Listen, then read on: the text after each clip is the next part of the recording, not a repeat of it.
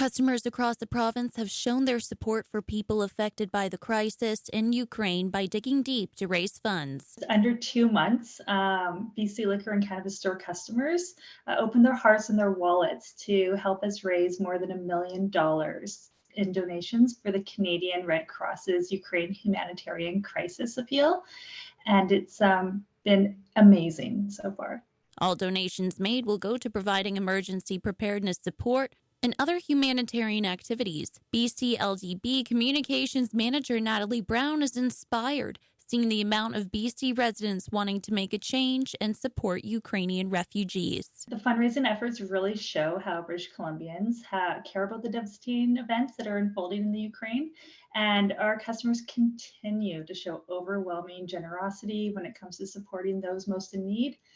Here, both at home and abroad. Northwest residents continue to give their support to Ukrainians. Stikine MLA Nathan Cullen says he's encouraging large and small districts to invite in refugees during this time of need. We're all watching this devastating and horrific war in Europe, kind of unimaginable even 6 months ago that Europe would be plunged into this war by Putin, and yet here we are. We know so far about 100,000 Ukrainians have been accepted for immigration into Canada under a special program.